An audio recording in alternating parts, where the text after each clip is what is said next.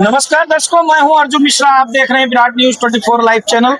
और दर्शकों, जनपद श्रावस्ती इस समय भिनगा तहसील में मैं मौजूद हूं। हमारे साथ मौजूद हैं वरिष्ठ पत्रकार और वरिष्ठ अधिवक्ता राजीव टंडन, और आप उपाध्यक्ष भी रह चुके हैं संघ के। दर्शकों, आज हम आपसे जानेंगे, क्योंकि आप भिनगा स्टेट से काफी, आपके पूर्वज और आप भी आज काफी नजदीकी संबंध रखते हैं, और इस प्रकरण पर आज हम चर्चा करेंगे कि भिनगा स्टेट के बारे में कुछ थोड़ा जानकारी दें, क्योंकि तमाम लोग भिनगा स्टेट के बारे में जो जानकारी देते हैं, कुछ तथ्यों को लेकर या काल्पनिक चीजों को लेकर जानकारी लोगों तक प्रदान कर। राजीव टंडन जी, आपका स्वागत है हमारे चैनल में। आपसे हम जानना चाहेंगे कि भिनगा स्टेट की कुछ चीजें दर्शकों तक पहुंचाएं जिनको जानकारी हो सके। Lots of thanks. Bhinga state के बारे में जो हमें अवगत है कि यहाँ पर पहले एक इस ताल्लुका था। ताल्लुका में एक राक्षस टाइप का व्यक्ति हुआ करता था, जिसको जानवरों ने और बिसेनों ने मार करके और भिनगा स्टेट की स्थापना की थी। सबसे पहले यहाँ पर राम सिंह, उसके बाद बरिवंड सिंह, और कालांतर में तमाम लोग आते गए। लेकिन भिनगा को विख्यापन राजा उदय प्रताप सिंह CSI, जिनको चीफ स्टार ऑफ इंडिया कहा गया, उनके कार्यकाल में मिला। भिनगा को भिनगा का पैलेस राजा उदय प्रताप सिंह ने बनाया, जो भिनगा की एक शान सूबे में थी, अवध में थी। राजा उदय प्रताप सिंह 1913 में गोलोकवासी हो गए। राजा साहब के एक पुत्र, दो पुत्र और एक पुत्री थी। राजा उदय प्रताप सिंह के ही कार्यकाल में उनके दोनों पुत्र नहीं रहे, और एक पुत्री का विवाह बहुत मूली रियासत जो राजस्थान की थी वहां पर हो गया था। तो जो दोनों पुत्र असमय उनके कार्यावधि में ही दिवंगत हो गए थे। इससे राजा उदय प्रताप सिंह जी बनारस काशीवास पे चले गए, दोबारा वो भिनगा नहीं आए। फिर ये स्टेट अंग्रेजों के अधीन कुछ समय तक हुई, लेकिन उसके बाद राजा राजेंद्र बहादुर सिंह, उनके जो भाई थे राजा उदय प्रताप सिंह जी के, वो यहाँ पर उनको राज मिला। राजा राजेंद्र बहादुर सिंह ने जनता की सुविधाओं के लिए, अपनी प्रजा के लिए तमाम कुएं खुदवाए।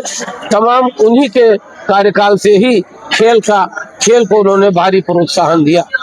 राजा राजेंद्र बहादुर सिंह के निधन के बाद राजा वीरेंद्र कांत सिंह, जो 6 भाई थे, लेकिन चूंकि अवध स्टेट एक्ट में ये निर्धारित परंपरा है कि सबसे बड़ा भाई ही राजा होता है, राजा वीरेंद्र कांत सिंह जी भिनगा के राजा हुए। वे बहुत ही धार्मिक प्रवृत्ति के, जो भिनगा स्टेट फैमिली किताब है, उस किताब में बताती है कि वो बहुत ही धार्मिक प्रवृत्ति के थे। उन्होंने अपनी प्रजा के लिए वह सब कुछ किया जो उस समय उनके दायरे में था।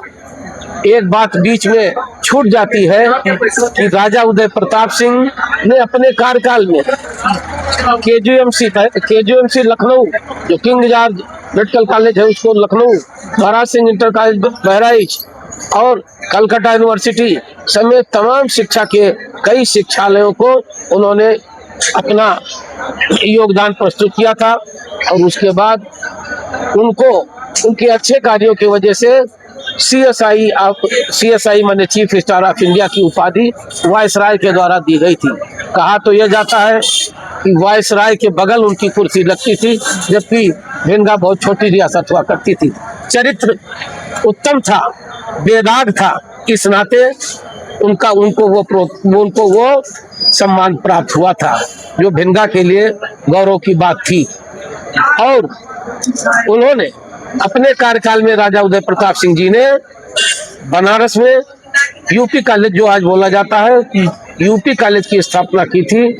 और UP कॉलेज, जो जिसे हम आज UP कॉलेज माने उदय प्रताप कॉलेज कहा जाता है, जो बहुत बड़े लेवल पर है, जो भिनगा के लिए तो गौरव की बात है। और वहाँ की प्रबंध समिति में भिनगा के ही स्टेट के लोग आज भी वहाँ है। टंडन जी, जैसे आपने बताया, ये रहा भिनगा स्टेट की का परिचय और बेहतर तरीके से जो आपने बताया। और यहाँ पर जैसे राजा चंद्रमणि कांत सिंह एमएलए रहे, इनका कैसे क्या हुआ, कैसे उद्गम रहा?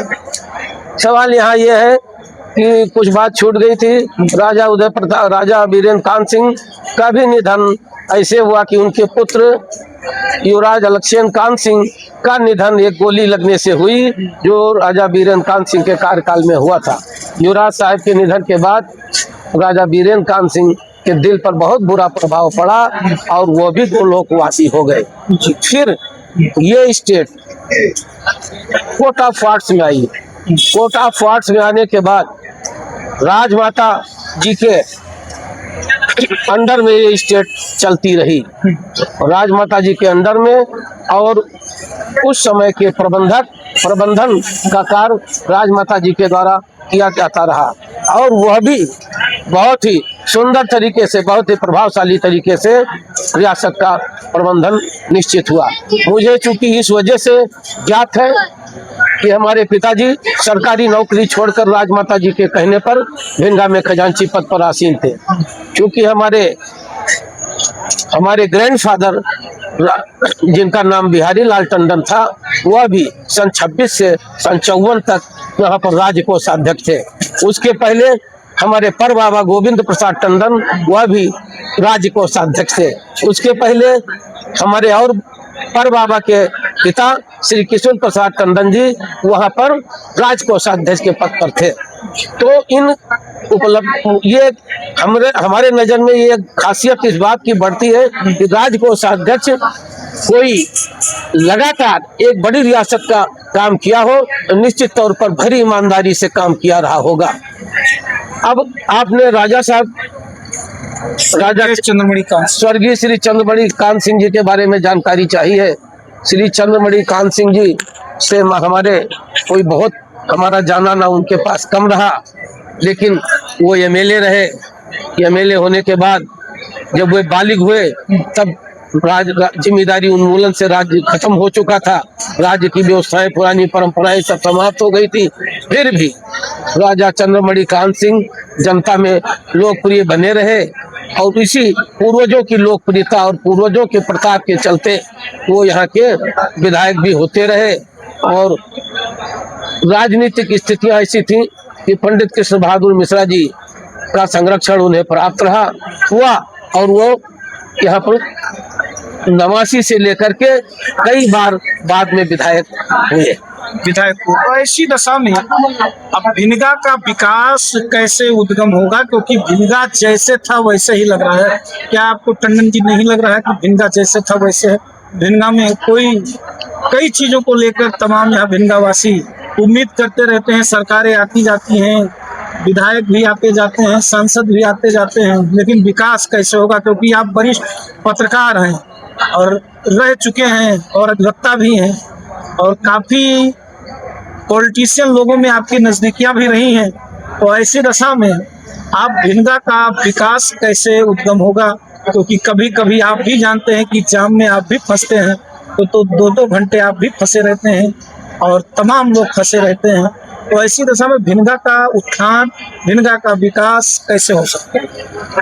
सबसे अच्छा सवाल ये है कि राजा चंद्रमणि कांत सिंह जो श्रावस्ती जनपद का सृजन जब हुआ था 1997 में, इसके सृजन पर ही ग्रहण लगता गया और वो ग्रहण में यह श्रावस्ती जनपद के लोग 2007 तक इसके गठन और विघटन में लड़ते रहे। मुलायम सिंह जी ने जिले को समाप्त किया और ऑनरेबल सुप्रीम कोर्ट के आदेश से सारे जिले बहाल हुए थे।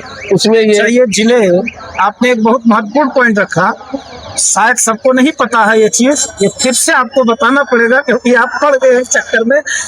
ये लोग नहीं जानते, ये लोग जानते तो हैं कि जिले को मुलायम सिंह जी ने खत्म करने की साजिश रची थी, लेकिन क्या ये मामला सुप्रीम कोर्ट में कैसे आया, कौन ले गया?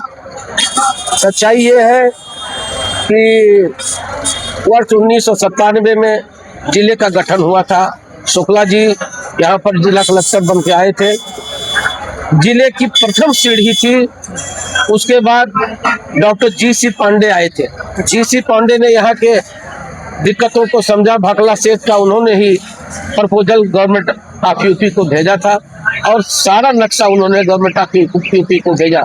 अगर डॉक्टर जी.सी. पांडे न होते तो समाजवादी के पीरियड में शायद ये जिला मुख्यालय भी खत्म हो जाता। लेकिन जिला मुख्यालय बनना, खत्म होना और इसकी लड़ाई 2006 तक चली। जब 2006 में मुलायम सिंह जी मुख्यमंत्री बनते हैं तो उन्होंने मायावती जी, सुश्री बहन मायावती जी के कार्यकाल में जो नवसृजित जनपद थे उनको समाजवादी सरकार ने समाप्त कर दिया था। तो यहाँ का आम जनमानस लड़ता रहा। इसमें एक विशेष तथ्य है कि इस जिले से इसकी भूमिका विशेष तौर जिले का जो सृजन हुआ था वो चूंकि हमारे इस दुआबा क्षेत्र में के ही निवासी ऑनरेबल एसपी आर्या जी जो प्रिंसिपल सेक्रेटरी चीफ मिनिस्टर थे, तो उन्होंने अपने मातृभूमि का कर्जा अदा किया और उन्होंने इस जिले का सृजन करवाया। अपनी भूमिका उसमें उनकी महंती भूमिका थी और उसके बाद टिकौना को नवसृजित तहसील घोषित करवा दिया और जिला मुख्यालय यहाँ कराया। 2006 तक तो हम लड़ते रहे और बयागपुर और विशेषणगंज दो ऐसे ब्लॉक थे जिनकी बहुत जिद थी कि हम यहाँ से हट ही लेंगे, उनको यहाँ नहीं रास आ रहा था जिला मुख्यालय। तो दुर्भाग्यपूर्ण स्थितियों में राजनाथ सिंह जी आदरणीय हमारे मुख्यमंत्री थे, किसी तरह से बीच का रास्ता निकाल करके और उन 2 ब्लॉकों को श्रावस्ती जनपद से हटा दिया गया और 5 ब्लॉकों का हमारा जनपद ये कायम है। तो अब जब से ये कायम हुआ, जनपद बना, हम ये देख रहे हैं कि आप भी देख रहे हैं, तमाम भिनगा वासी भी देख रहे हैं, तमाम जनपदों का विकास हो रहा है, डेवलप पे जा रहा है। लेकिन भिनगा जहाँ का वहाँ का वही खड़ा है। हम मुद्दों पर बात करते हमेशा हैं, आप भी देखते रहते हैं चैनल पर। अगर आपकी बिटिया या मेरी बिटिया या तीसरी की बिटिया इंटर पास कर ले तो हम अपनी बिटिया को इंजीनियर, डॉक्टर, वकील नहीं बना सकते। ऐसी शिक्षा भिनगा को क्यों नहीं दिया गया, जबकि 92 या 95 में जनपद भी बनाया गया, लेकिन जनपदवासी इन सब चीज़ों से अछूता है। ऐसी दशा में क्या है, आप वरिष्ठ पत्रकार, शिक्षा के क्षेत्र में राजा चंद्रमणि कांत सिंह ने वीरेंद्र कांत महाविद्यालय की स्थापना की और इसे बढ़ाने का प्रयास किया कुछ, लेकिन तब तक उन्होंने राजनीति से संन्यास ले लिया और ज्यादातर यहाँ का प्रतिनिधित्व विपक्षी दलों के हाथ में था। यानी कि प्रदेश की सरकार और यहाँ की जनप्रतिनिधि दोनों में अलग अलग होता था। अगर प्रदेश में सरकार बसपा की है तो यहाँ का प्रतिनिधि कांग्रेस का, या प्रदेश में भाजपा है तो यहाँ सरकार यहाँ का प्रतिनिधि सपा का है। तो चूंकि उस जीते हुए प्रतिनिधि को ये कहने का मौका मिला कि हम हमारी सरकार नहीं, हम सत्ता में नहीं है, तो आम जनमानस को इसका दुर्भाग्यपूर्ण नुकसान उठाना पड़ा। टंडन जी, क्या ऐसा जनप्रतिनिधियों को कह देने से जनता ने विश्वास किया कि वास्तव में इनकी सरकार नहीं है और इन्होंने कुछ नहीं किया? तो तमाम जगह तो ऐसे लोग हैं जिनकी सरकारें नहीं हैं और आज भी वो जनप्रतिनिधि हैं, उन लोगों ने बहुत तेरे काम किए हैं। ऐसी दशा में ऐसा इसमें जो है एक पल ऐसा आया कि जब बहुजन समाज पार्टी की मुख्यमंत्री थी मायावती जी और यहाँ से जीते हुए एमएलए मिश्रा जी वहाँ पर मंत्री बने जी, लेकिन वो बहुत ही अच्छे आदमी है, लेकिन यहाँ के लोगों को, यहाँ की जलवायु, यहाँ की समस्या, यहाँ के सारे शिक्षा, चिकित्सा सब कुछ समझने में समय कुछ टाइम लगा और जब टाइम लगा तब वो क्या रहा, कैसे रहा, ये नहीं कहा जा सकता है। लेकिन जिला अस्पताल चालू हुआ, हालांकि जिला अस्पताल तो जिले में बनेगा ही, लेकिन फिर भी हम ये मानते हैं कि यहाँ पर विपरीत स्थितियां रहीं और दुर्भाग्यवश जो जिले की वास्तविक स्थिति होती है, जिले जैसा प्रगतिशीलता नहीं रही। नहीं रही। आकांक्षी जनपद कह के श्रावस्ती को एक समझ लीजिए गाली ही मिल रहा है। कब तक ये आकांक्षी जनपद कहा जाएगा और कब तक यहाँ पर आकांक्षी जनपद के नाम पर लोगों को गुमराह किया जाएगा, विकास नहीं हो। सच्चाई ये है कि राज्य सरकार द्वारा शुरुआत जिला बनने के समय ही राज्य सरकार द्वारा जो धन आवंटित किए गए, उन धन आवंटन में भारी घपलेबाजी की गई। यहाँ की जनता चूंकि बहुत सौम्य और सीधी सादी थी, तो अब उस धन आवंटन के खुलासे भी हुए। यहाँ के तत्कालीन जिलाधिकारी विजय कुमार बासरे ने उसको पकड़ा भी और वो उसमें मुलजिम भी बनाए गए, सीडीओ भी उसमें मुलजिम थे, सरकारी अफसरान भी मुलजिम थे। तो हमको जो ऑन दी होल ये लगता है कि यहाँ पर सरकार का धन तो आता है, लेकिन वो सब का कोई असली लाभ असली जनता तक नहीं पहुँचता है आज भी। यही कारण है कि जो अधिकारी आता है 3 साल रहता है, 4 साल रहता है, ट्रांसफर के नाम पर उसको जाने का मन नहीं करेगा। क्योंकि यहाँ पर बाहर से आया हुआ, आप चले जाइए देख लीजिए सारे सरकारी दफ्तरों में, जो श्रावस्ती जनपद का कोई भी व्यक्ति आपको वहाँ छोटी नौकरी में भी बहुत ही रेयर में मिलेगा। जो चिकित्सा विभाग है वहाँ भी आप जाइए देखिए, सब बाहर के ही लोग यहाँ पर काम करते हैं। उनका फंडा होता है कि इसी तरह से अब इस धन को कागज में पूर्ति करो और उसकी निकासी करो। हालांकि मैं नाम नहीं लूंगा, सीएमओ के अधीन एक बाबू था जिसके पास कई करोड़ रुपया हड़पबाजी में गया हो, उसका निधन भी हो गया। तो इस तरीके से यहाँ का सरकारी धन वास्तव में जनता के हाथ लगता नहीं है और जो जनप्रतिनिधि है वो खाली अपना काम बनाने में व्यस्त रहते हैं। लेकिन साकेत मिश्रा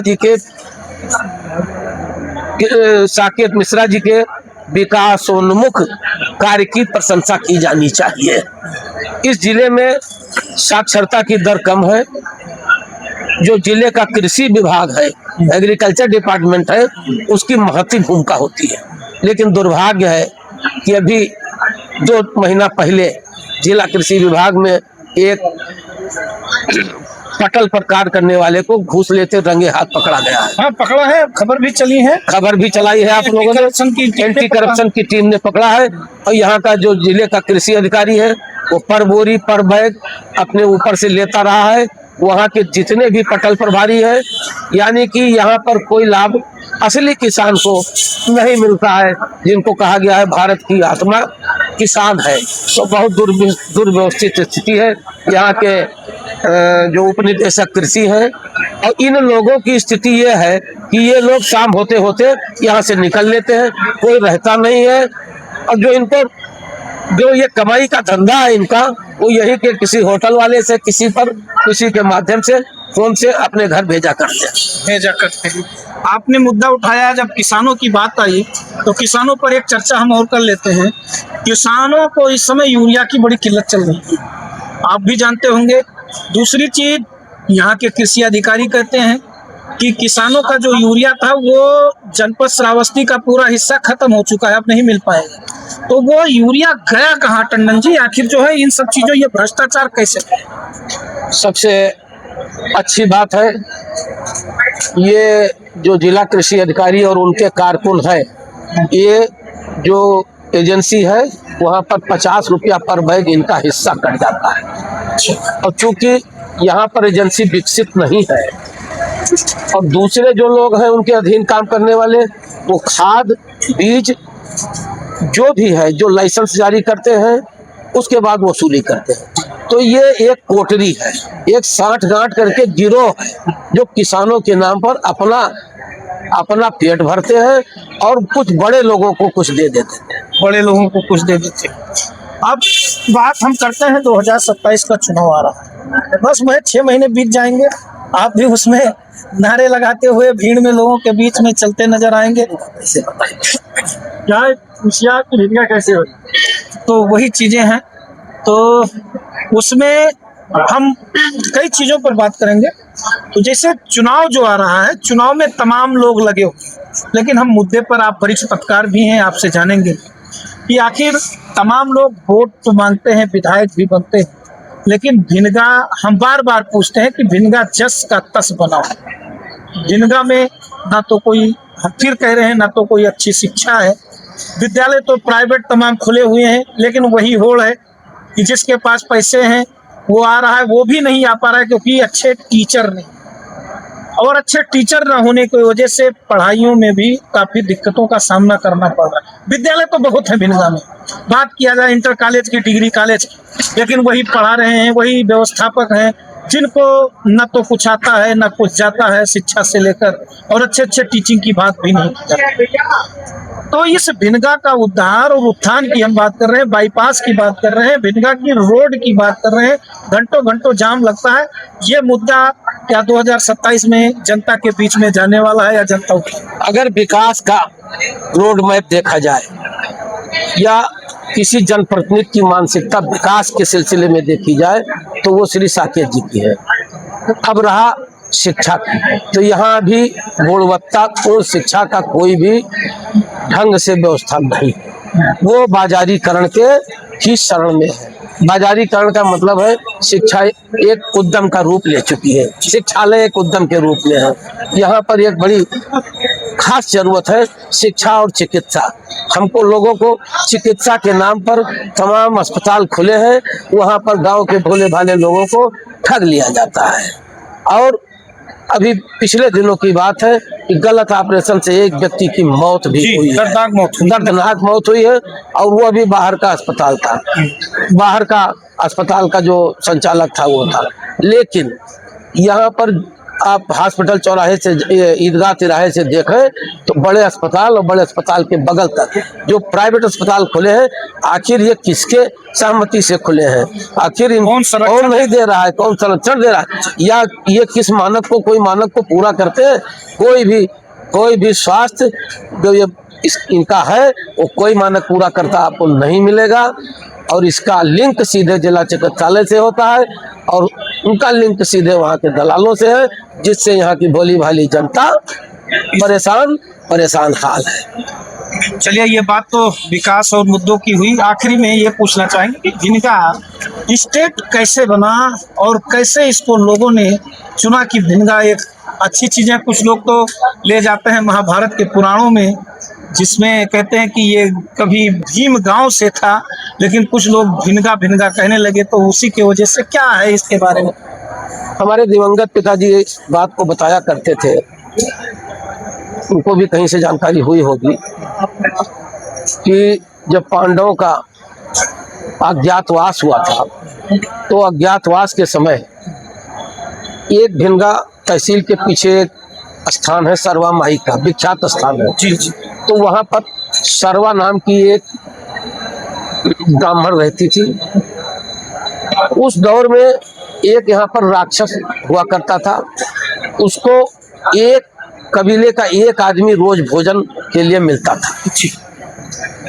उस सरवा के एक ही लड़का था। उस सरवा ने पीपल का जो दरख्त लगा है बताते हैं, उसी जगह वो रहती थी, उसी जगह से नाम विख्यात हुआ सरवा माई का मंदिर। तो सरवा जो थी वो यहाँ पर अज्ञातवास काट रहे धर्मराज युधिष्ठिर के पास गए। युधिष्ठिर ने उनको ये वचन दिया था कि आपके लड़के को उस राक्षस से बचाया जाएगा जो प्रतिदिन एक व्यक्ति का आहार लेता है। जी।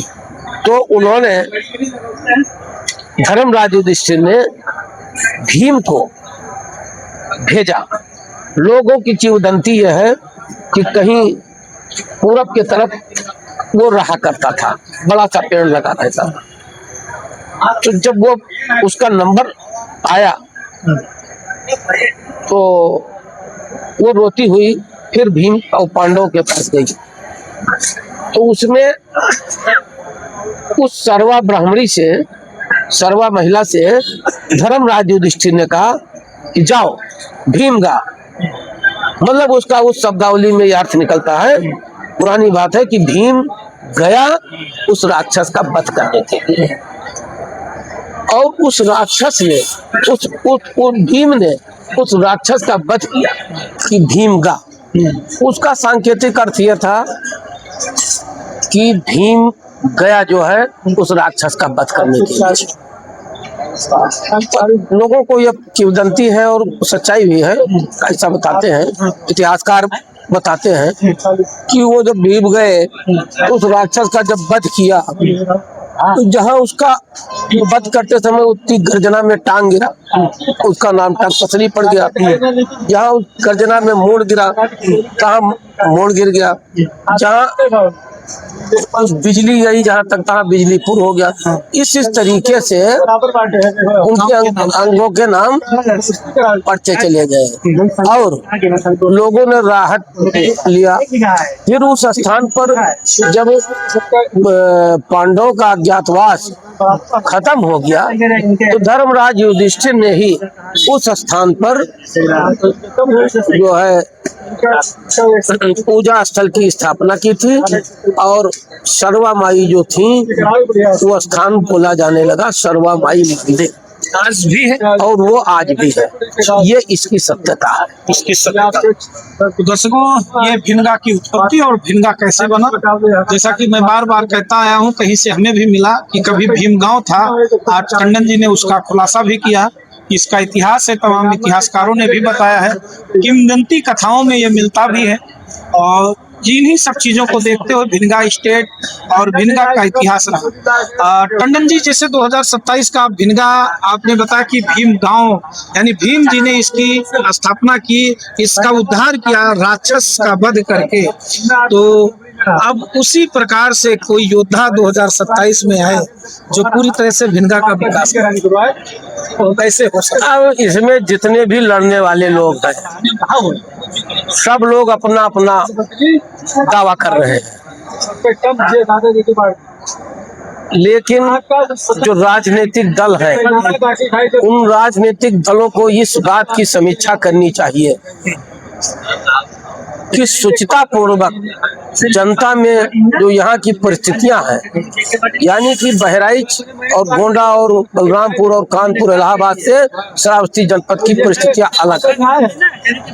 यहाँ पर उद्योग धंधे नहीं है, यहाँ पर कोई ऐसा रोजगार का साधन नहीं है, कुछ भट्टों को छोड़कर जो गरीब जनता के लिए लाभकारी।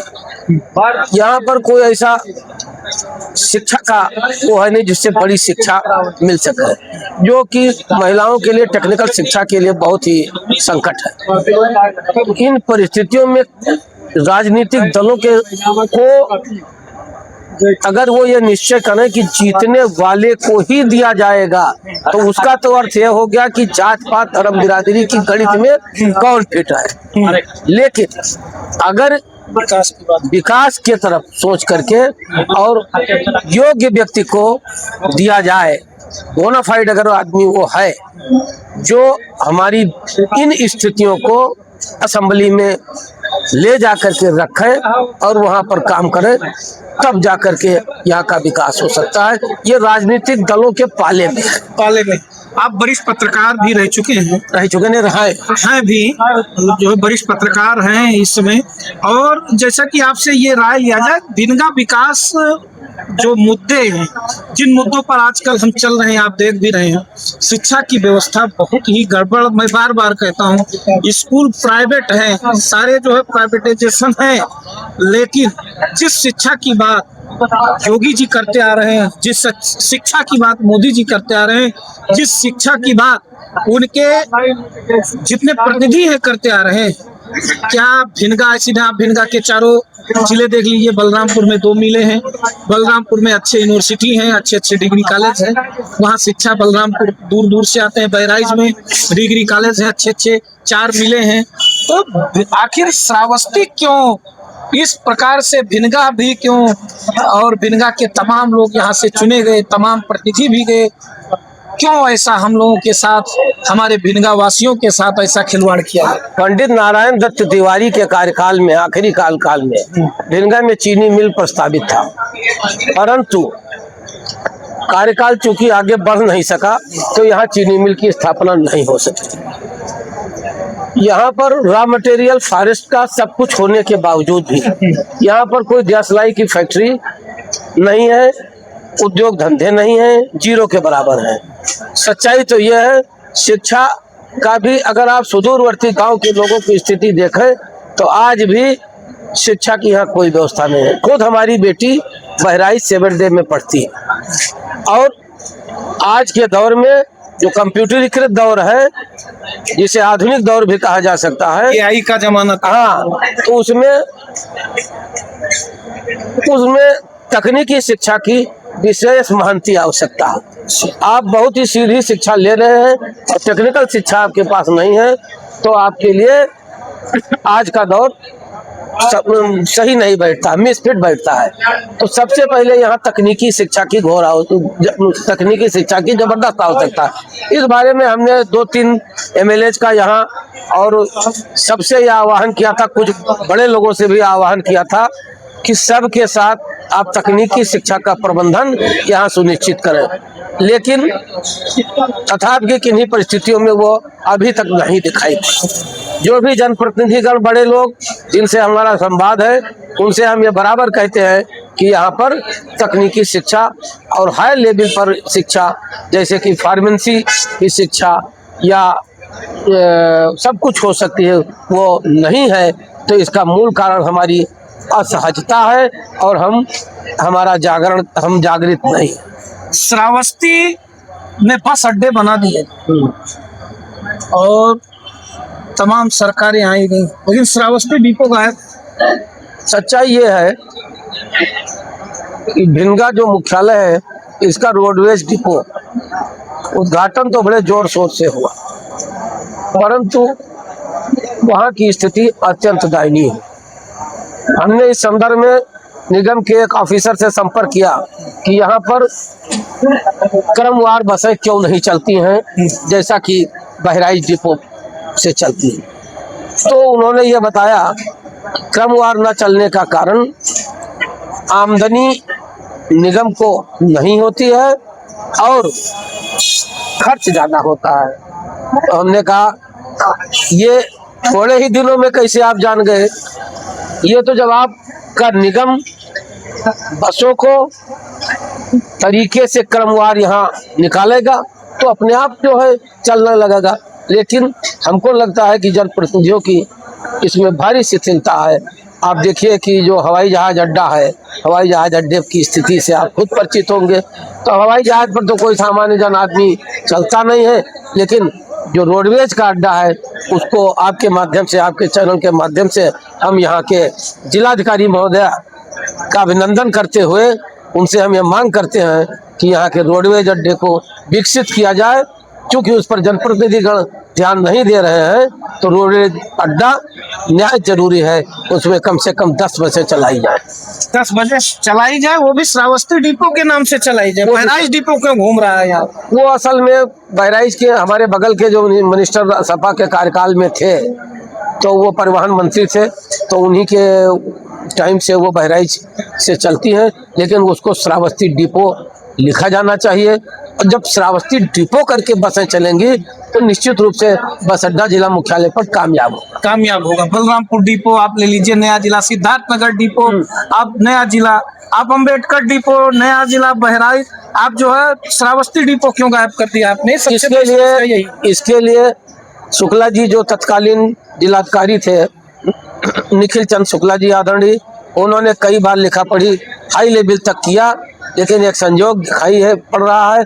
और हम इसी चैनल के माध्यम से जिलाधिकारी जी का आह्वान करेंगे कि जो ग्राउंड लेवल की यह समस्या है वो ग्राउंड लेवल की समस्या को जनहित में तत्काल दूर करने के लिए यहाँ श्रावस्ती डिपो की से बसें चलाई जाएं और आदरणीय जिलाधिकारी जी उस रोडवेज स्थल का भी निरीक्षण करने की करेंगी। हमें उम्मीद है कि इसमें जनता का कुछ न कुछ कार्य होगा।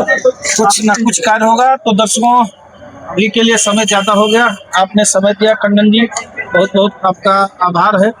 और काफ़ी दिनों से चर्चा में था इनसे कुछ विचार लिए जाए, क्योंकि वरिष्ठ पत्रकार रहे हैं, फिर मैं गलत सॉरी हैं, आज वरिष्ठ भी पत्रकार है। पत्रकार आज भी हैं, और हमेशा इनसे चर्चा और मुद्दों पर बात किया जाता है, क्योंकि वरिष्ठ पत्रकार, वरिष्ठ अधिवक्ता संघ के पूर्व उपाध्यक्ष रह चुके हैं आप, और आप हमेशा लोगों के बीच में चर्चा का विषय हमेशा आप रहते हैं, और इन्हीं सब चीजों पर, मुद्दों पर हम लोग बात भी करते हैं, क्योंकि जब अधिवक्ताओं की बात आती है तो आप भी सर्वप्रथम आगे ही खड़े होते हैं, उनकी आवाज उठाते हैं, और इन्हीं सब चीजों पर आज भिंगा के बारे में थोड़ा हमने जानकारी लेने की कोशिश किया। भिंगा के विकास के बारे में जानकारी लिया कि क्यों नहीं हो रहा है, उस कारण को भी बताया गया। तो यहाँ के जनप्रतिनिधि भी ढीले होते हैं पूरी तरह से, जिस प्रकार से जनप्रतिनिधि भी नहीं चाहते कि यहाँ के लोग विकास का दौर देखें। तो इन्हीं सब चीजों पर आज चर्चा हुआ। दर्शकों, चैनल को सब्सक्राइब करें, वीडियो को शेयर करते रहें, देखते रहे विराट न्यूज 24 लाइव चैनल। धन्यवाद।